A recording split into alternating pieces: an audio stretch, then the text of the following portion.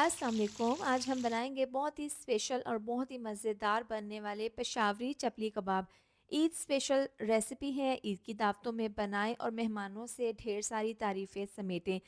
चपली कबाब बनाते वक्त दो तरह के मसले होते हैं, एक तो ये टूट जाते हैं और दूसरा हार्ड बनते हैं। मेरी इस रेसिपी के बाद ना आपके चपली कबाब बिल्कुल परफेक्ट बनेंगे और इसको बहुत ही बनाना आसान है। तो चलिए रेसिपी शुरू करते हैं। इसके लिए मैंने यहाँ पर 500 ग्राम बीफ का कीमा लिया है। देखें बिल्कुल मशीन से स्मूथ सा इसका कीमा बनवा लिया है। सबसे पहले 1 चम्मच भरकर इसमें टेस्ट के हिसाब से नमक डाल देंगे, आधी चम्मच पिसी हुई लाल मिर्च डाल देंगे, 1 चम्मच कुटी हुई लाल मिर्च डाल देंगे। अब ये डालने के बाद आधी चम्मच हल्दी पाउडर, 1 चम्मच पिसा हुआ गरम मसाला डाल देंगे और 2 चम्मच भुना हुआ दरदरा सा कुटा हुआ धनिया डाल देंगे। अब यहाँ पर है 2 चम्मच अनारदाना, इसको मैंने हल्का सा कूट लिया था और 2 चम्मच है चॉप की हुई हरी मिर्चें।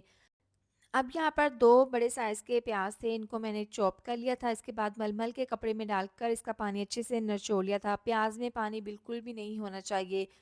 इसके साथ ही है 2 अदद टमाटर, इनके भी बीज मैंने निकाल दिए थे और जो इसका बाकी सा था इसको भी मैंने बिल्कुल बारीक काट लिया था। 2 मुट्ठी भरकर है हरा धनिया, इससे ना काफ़ी अच्छी सी इसकी लुक भी आएगी और काफ़ी अच्छा सा टेस्ट।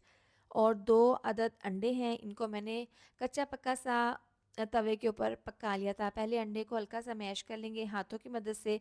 इसके बाद अब कीमे में तमाम मसाले, अनारदाना और जो हमने प्याज, टमाटर, हरी मिर्चें डाली हैं, इसको हमने अच्छे से इस तरह से मसल-मसल कर मिक्स कर लेना है। यहाँ पर आपने इसको इस तरह से मिक्स करना है जैसे हम आटा गूँथते हैं।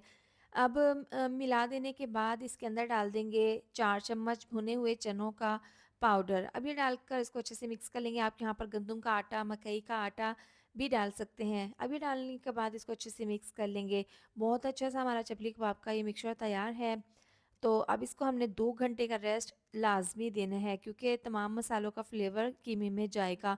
तो 2 घंटे के बाद यहाँ पर हम चपली कबाब बना लेंगे। चपली कबाब बनाना बहुत ही आसान है। आप हाथों पर हल्का-सा पानी लगा लें और इस तरीके से जितना साइज़ का चपली कबाब बनाना है उतना मिक्सचर ले लें और पहले आपने इसको गोल बना लेना है इस तरीके से, इसमें एक भी क्रैक ना हो। फिर हल्का-सा हाथों से प्रेस करना है।